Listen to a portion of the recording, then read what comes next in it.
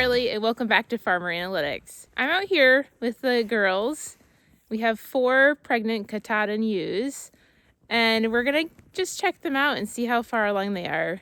We put the ram in back in the fall, and according to his exposure date, we are about a month or maybe 3 weeks away from lambing here. So these girls are due right around March 1st. And we basically count backwards from when the ram was exposed to them, give or take about a 3-week period based on everybody's cycling differently.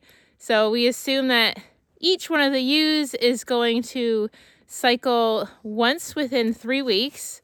And we are also assuming that all of them became pregnant during the first 3 weeks of exposure. We waited the first 3 weeks, and then we waited another 28 days until we pregnancy tested. The pregnancy test will pop positive if they've been pregnant for at least 28 days, and they all popped positive, which was super exciting.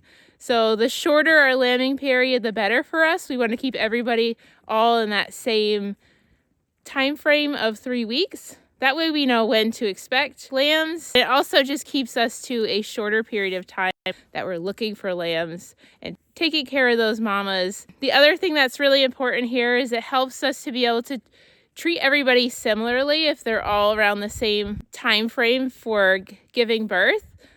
When it comes to nutrition and parasites, we are able to keep an eye on everybody the same. And this last month really is when things start to get pretty crucial for us. We want to up their energy requirements, and we also want to keep an eye on those parasites and make sure that they're not triggered to come out of hypobiosis and really affect that mama who's about to give birth and have to take care of some babies here. Hi, May. I see you.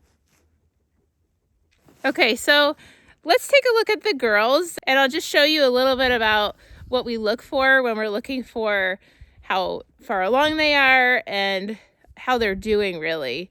So here's Ginger.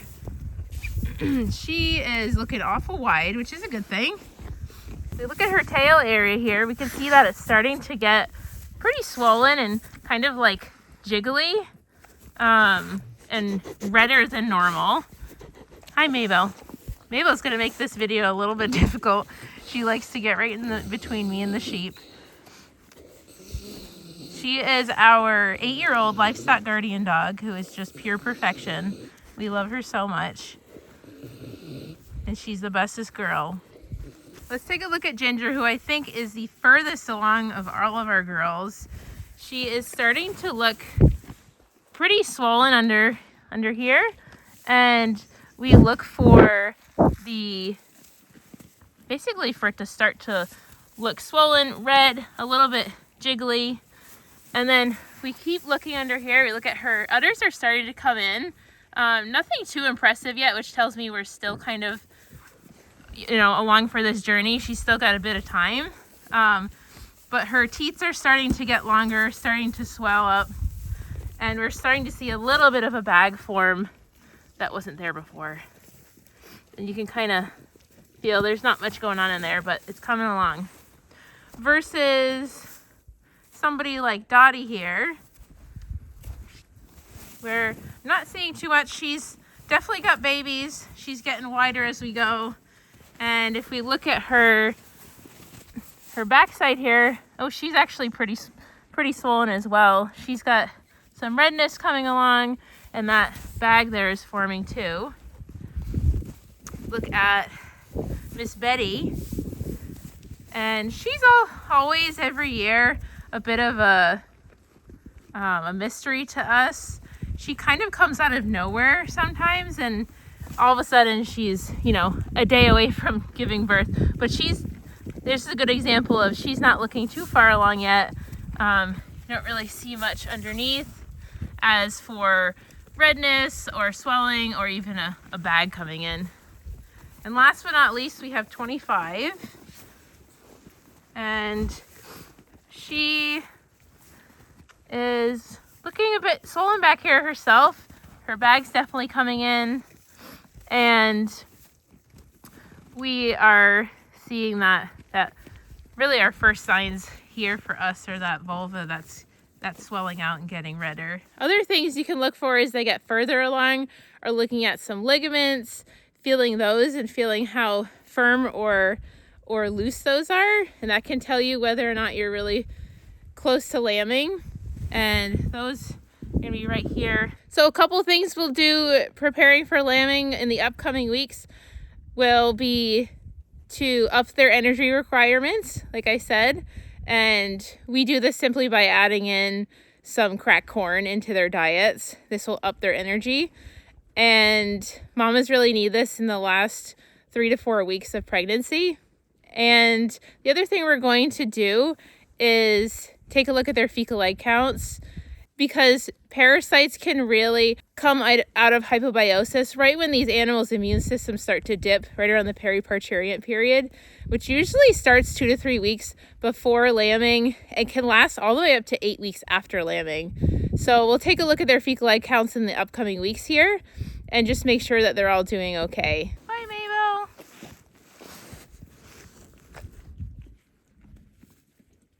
Good girl. And one last thing, most importantly, is we need to get ready and prep ourselves. So a couple other things that we do on the docket right around now is make sure that we have some lambing jugs set up for the mamas and their babies, and also make sure that we have all the supplies that we need in our kit. And this may mean making a trip to the local feed store to pick up a few items, but I got to make sure that I have everything I need just in case, especially because we live pretty far out in the country. We're about 30 minutes to our closest town that can carry supplies like this, and the vet's not always available, so we want to make sure that we are pretty set up for ourselves to be successful, just in case of any sort of emergency. So I'm going to go back inside and we're going to set up a lambing jug for these sheep. So here's where we're going to set up our lambing jug. We actually have a pretty small barn, which is why we only overwinter 4 breeding ewes and 2 breeding does. And so we really only have space for 2 lambing jugs. And right now, the other half of the space is actually taken up by hay. And we're going to leave that hay there. We have nowhere else to put it. We have pretty big limitations on how much hay we can store in here. We only can store about 80 bales up in the loft and on the floor. So we're going to have to leave those there. We'll set up 1 jug today. And then as we eat that hay down, we'll be able to set up the second jug. Just in time probably for actual lambing. But we want to have 1 just in case somebody surprises us a little earlier than we think, or earlier than this hay's gone. So we'll set up this one today and basically clean this space up and have it all ready for a new mom.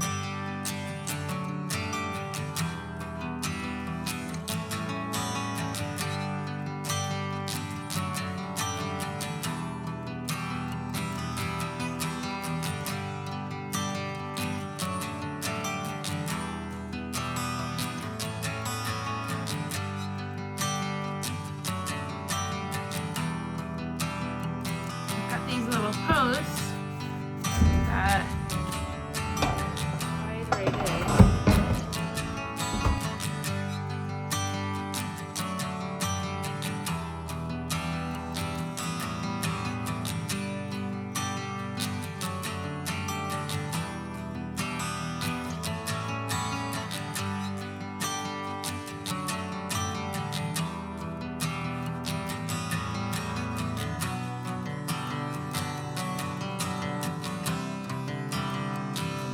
These little pigtails to connect the corners on the outside.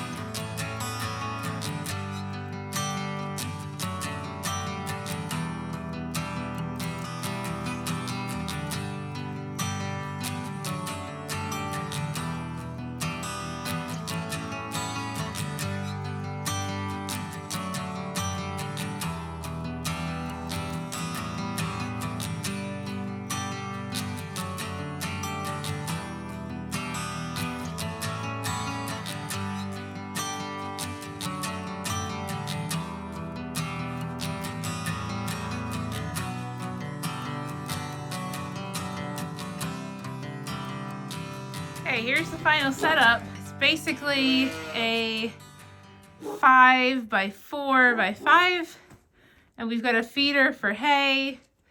We've got a heat lamp that we're gonna extend off that wall a little bit once we're ready to use it. And we've got fresh shavings down, a water bucket, and this is basically all that we need in here. This is just a space for mom and baby to spend some good bonding time together, and also to have some space from the rest of the flock to nurse and be safe. And this is a great spot for us to be able to watch mom, make sure she's eating, she's getting everything she needs, and make sure that babies are eating too. And just to make sure that everybody is healthy, and we love doing this for both them and us so that we can keep an eye on everybody and make sure that they're looking good throughout their lambing journey. Thanks so much for joining me today to build this. We're one step closer now to being ready for lambing. I'll see you next week.